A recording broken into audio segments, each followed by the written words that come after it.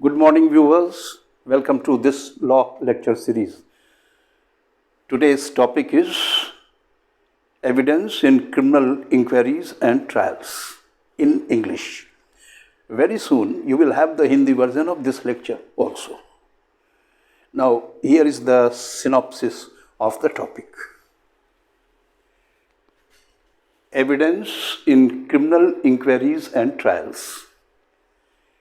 Evidence in criminal inquiries and trials. You have to go through two sections, only two sections. First one is section 273, general rule, and the other one is section 299, the exception. You have to read 273, general rule, and 299, exception there too.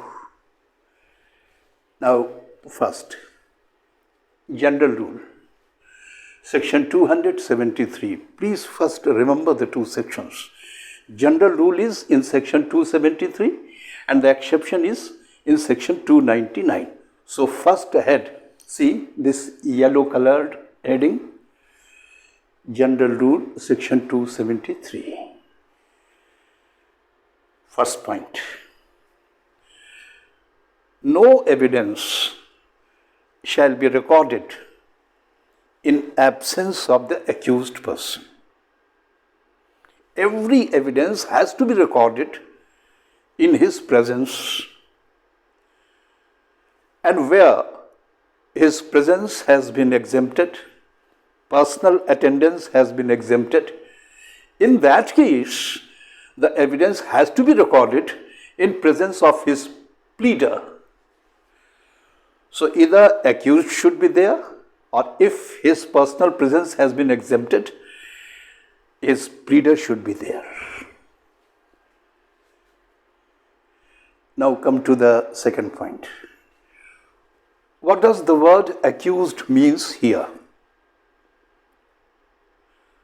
Accused here means accused in wider sense. That is, actual accused and deemed accused. Actual accused is one against whom accusation has been made. And deemed accused is that who is not an accused actually. He has not allegedly committed any offense, but against whom proceedings under Chapter 8 CRPC are going on. Security for keeping the peace and for maintaining good behavior. He is a doubtful character, and the proceedings under Chapter 8 is going on against him. In reality, he is not an accused person. So I am calling him a deemed accused. So the benefit of Section 273 shall be available to both actual accused and deemed accused. Now, third point, the duty of the court. This is rather a new provision. In original section 273, it was not there. It's a proviso that had been inserted subsequently, and it prescribes court's duty. What is that? Duty to ensure. Duty to ensure. What is to be ensured? See here. First, there must be a minor girl. The duty is with regard to minor girl. And the minor girl has allegedly been raped or attempt to commit rape, or she has suffered any other sexual offense. Look here, not every girl, not every woman. This is for a minor girl, and minor girl must have suffered some sexual offense. That may be a rape, maybe an attempt to commit rape, maybe some other kind of sexual offense. With regard to such a victim, minor girl, court has been subjected to two duties. What are that? First, to ensure, duty to ensure. Second, Again, duty to ensure. What are these two duties? See here, first, to ensure that victim is not confronted with the accused person. That minor girl, she should not be made face to face to the accused person. She is a minor girl, note it. She is a minor girl and she has suffered such a heinous crime. Here you can imagine what is her mentality. You have to support the girl. Don't confront her with the accused person. So first duty is to ensure that the victim is not confronted with the accused person. Here you have to note one point. Court is to do justice with both the parties. So the second duty, look here, duty to ensure, this second duty is with regard to the accused person.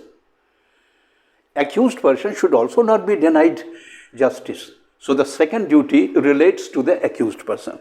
What's this duty?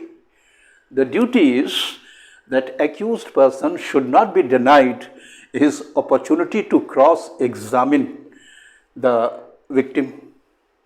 His right to cross-examination, his right to cross-examination should not be jeopardized. You don't confront the victim with the accused, but at the same time you also ensure that the accused person gets his full right to cross-examine. Now next, exception. Exception. General rule is that evidence should not be taken behind the back. The accused should be present, or if his personal presence has been exempted, his pleader should be present. But now exception. Exception. Section 299 clause 1 is the first exception and section 299 clause 2 is the second exception. So you have to go through section 299 clause 1 and also section 299 clause 2. Both are exceptions. Now let us see first exception. Section 299 clause 1. The accused person is known. The accused person is known, but he has absconded. I committed an offense allegedly and then I ran away. I absconded. And there is no chance of my arrest in near future. Prospects of my arrest in near future are very bleak. The accused is known, but he has absconded. And prospects of his being arrested are very bleak. In that case, court may record the evidence of that accused who has already absconded. Court has to record evidence against him. So the first exception is when the accused is known and he has absconded and there is no prospect of his arrest. In that case, evidence should be taken. Call all the witnesses and record their evidences in absence of the accused, in absence of his pleader. So that is the first exception. Now let us see what is the conditions with regard to first exception. First exception is to be used, the evidence recorded is to be used in any of the four cases.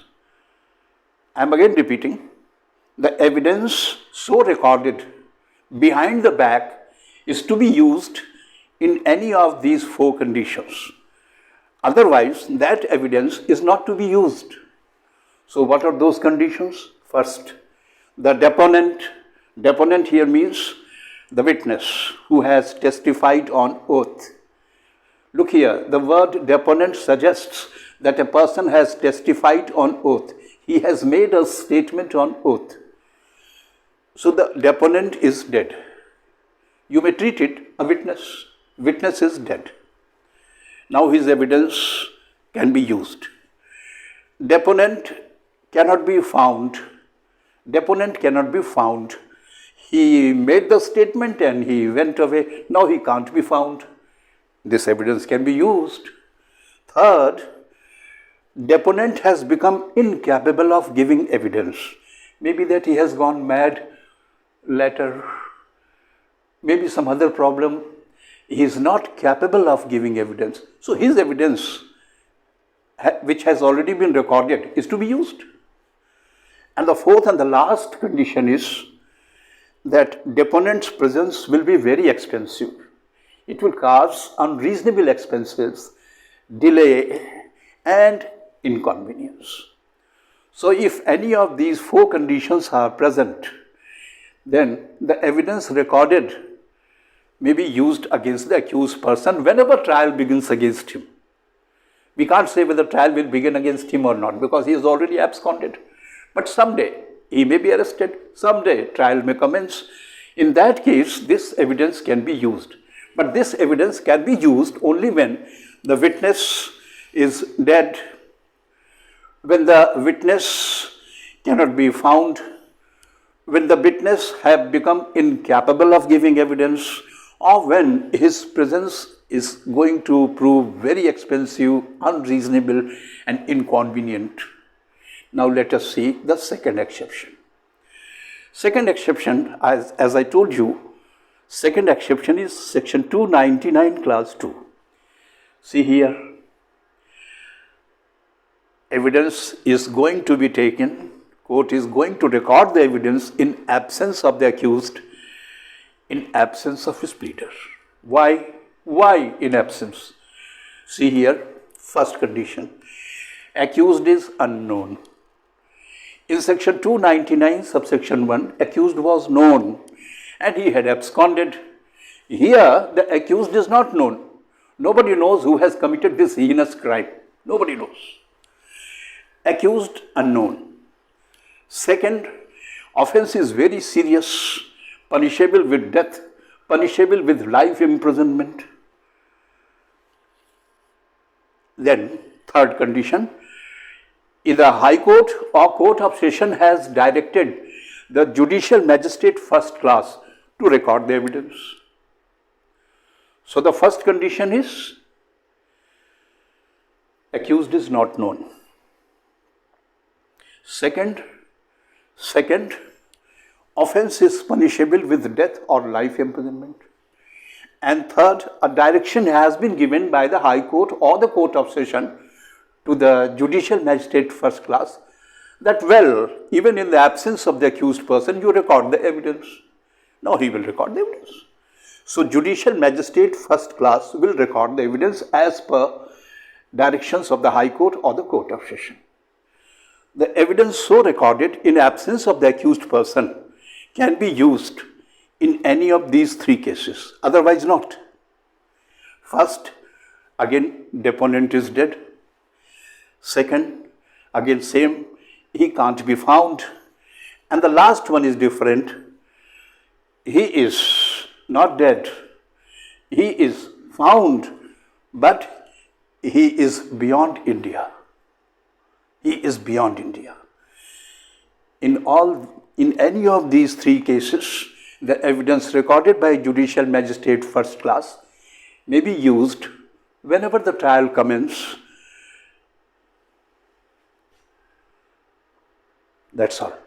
Thank you.